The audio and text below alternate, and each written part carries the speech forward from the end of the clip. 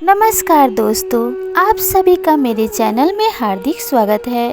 यमराज ने बताया मनुष्य को मौत नहीं मारती, यह 6 अवगुण मारते हैं। एक समय की बात है, भगवान श्री राम अपनी राजसभा में बैठे हुए थे।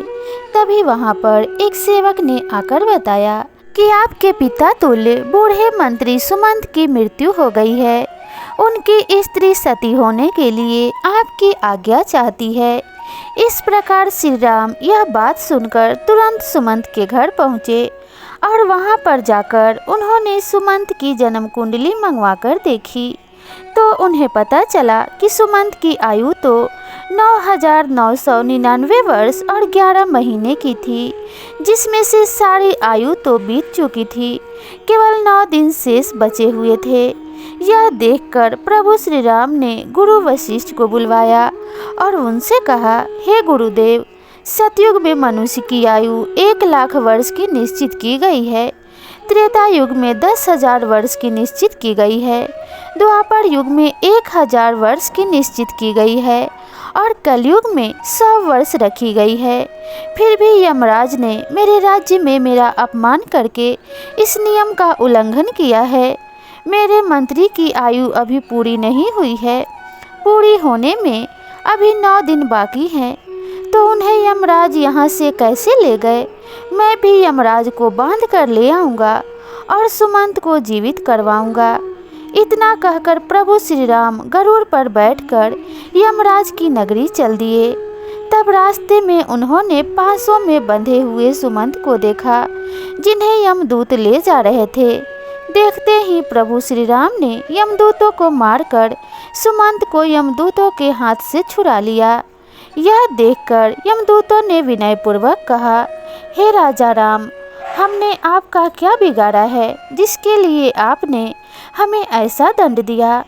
प्रभु श्री राम कहने लगे, यमदूतों, अभी इसके जीवन के 9 दिन बाकी हैं, तो तुम इन्हें पहले ही क्यों लिए जा रहे हो?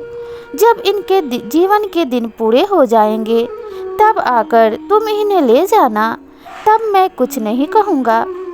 इस प्रकार प्रभु श्री राम की बात सुनकर यमदूत कहने लगे कि हे राजा राम, इनका जन्म एक अजीब तरह से हुआ था। पहले दिन इनकी माँ के कोख से दोनों हाथ और मुख बाहर आए थे और धीरे धीरे उनके पूरे शरीर को बाहर आने में पूरे 9 दिन लग गए थे। शुभ मंत्रों से पंडित ने इनकी रक्षा की थी, इसलिए इनका नाम सुमंत पड़ा। प्रभु, आप जो इनके 9 दिन बाकी बता रहे हो वे संदिग्ध हैं, इसलिए हमारा कोई दोष नहीं है। आप इन्हें व्यर्थ ही हमसे छीन रहे हो और हमको व्यर्थ में मारा है। इस तरह यमदूतों की बात सुनकर प्रभु श्री राम ने कहा, हे यमदूतों, जिस दिन माता के गर्भ से इनका अच्छी तरह जन्म हुआ है वही जन्म का दिन माना जाएगा। जिस दिन इनका जन्म का उत्सव मनाया गया है वास्तव में वही जन्मदिन होता है। अभी इसके 9 दिन बाकी हैं, तुम लोग जाओ और 10वें दिन आकर इन्हें ले जाना, तब मैं तुम लोगों को नहीं रोकूंगा। इस तरह यमदूतों को फटकार कर प्रभु श्री राम ने उन्हें भगा दिया। इधर श्री राम अयोध्या में लौटकर आए तो सुमंत जीवित हो चुके थे। उनके परिवार वाले उन्हें जीवित देखकर बड़े ही प्रसन्न थे। सुमंत ने अपने जीवन के आखिरी 9 दिन जानकर खूब दान पुण्य करना आरंभ कर दिया। उधर वे यमदूत दुखी होकर यमराज के पास लौट गए और कहने लगे, हे यमराज, रास्ते में राम ने हमें मारकर सुमंत को छुड़ा लिया, क्योंकि उनके जीवन के 9 दिन बाकी रह गए थे। वह 9 दिन पूरे होने पर ही राम उन्हें आने देंगे।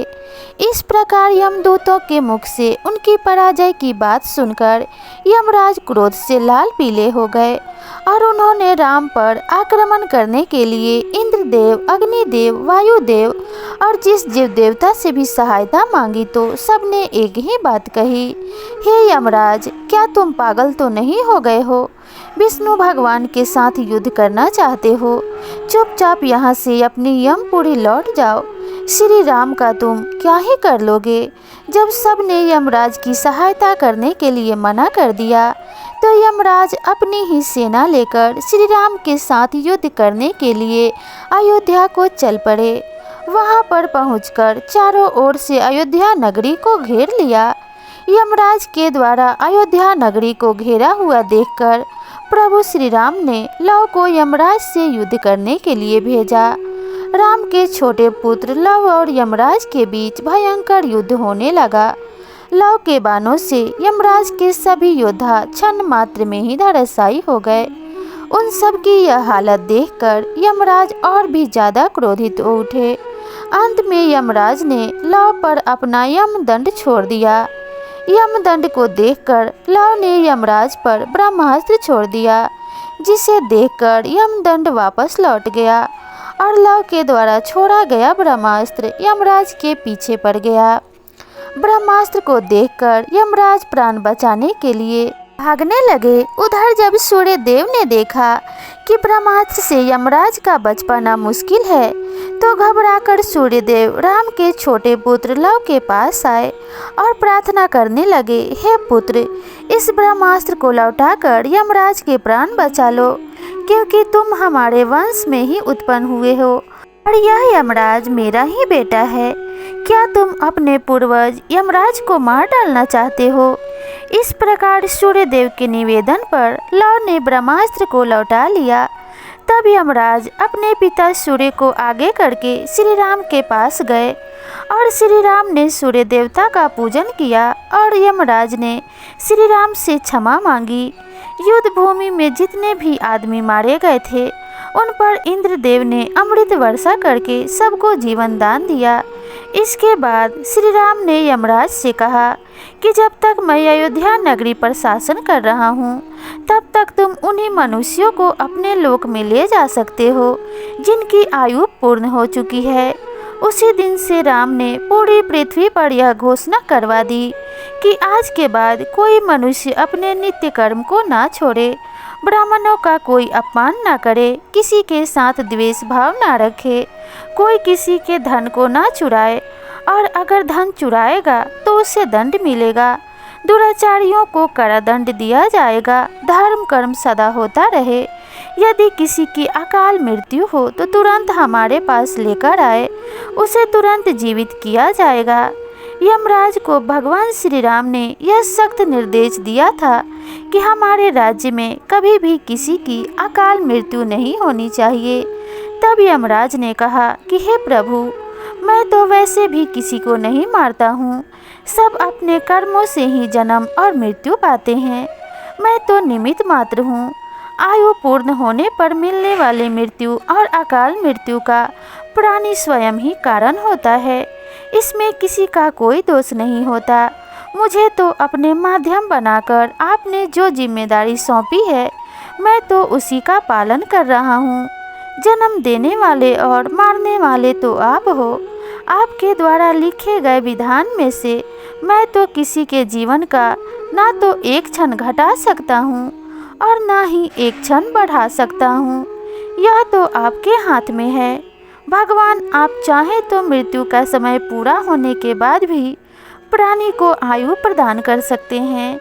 आप चाहें तो उसे समय से पहले ही मृत्यु प्रदान कर सकते हैं। आप चाहें तो ब्रह्मा के लिखे हुए को भी बदल सकते हैं और आपने यह किया भी है। आपके राज्य अभिषेक के लिए वशिष्ठ मुनि ने शुभ मुहूर्त निकाला था, फिर भी आपने राजा ना बनकर वनवास धारण किया था। सब कुछ आपकी इच्छा के अनुरूप ही होता है। सुख दुख, जीवन मरण, लाभ हानि मनुष्यों के स्वयं कर्मों की उपज होती है। यह 6 अवगुण मनुष्य की आयु को छीन करती है। अभिमान, व्यर्थ का बोलना, त्यागहीनता, क्रोध, उदरपूर्ति, दोष से विद्रोह, यह 6 अवगुण तीखी कटार है जो मनुष्य की आयु को घटाती रहती है। यही अवगुण मनुष्य का वध करती है। रावण, कंस, हिरण्यकश्यप, इन्हें मृत्यु ने नहीं मारा था, इन्हें मारा था उनके अभिमान ने। शिशुपाल, दुर्योधन, शकुनी, कर्ण को मृत्यु ने नहीं मारा, इन्हें मारा था इनके बड़बोलेपन ने। जो दोषों को नहीं त्यागता, उनमें लिप्त बना रहता है, उसे उसके दोष ही मृत्यु के समीप पहुंचा देते हैं। क्रोध ऐसा राक्षस है जिसके सर पर बैठ जाए उसकी बुद्धि और विवेक को खा जाता है, और क्रोधवश मनुष्य ऐसा कर जाता है जो उसे मृत्यु तक स्वयं ही पहुंचा देता है। मनुष्य खाने के मामले में भी कभी कभी इतना गिर जाता है कि अच्छा बुरा कुछ नहीं देखता। खाने योग्य वस्तु है उसे भी, और ना खाने योग्य वस्तु है उसको भी खा जाता है।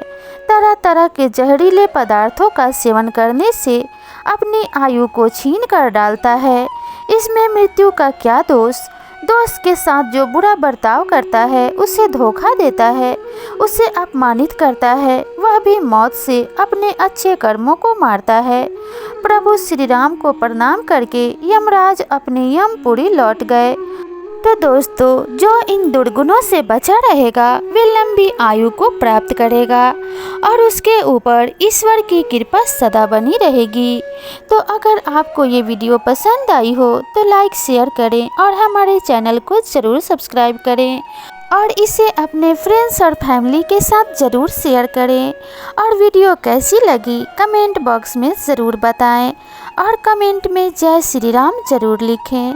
तो मिलते हैं अगले वीडियो में, तब तक के लिए अपना और अपनों का ध्यान रखिए। नमस्कार।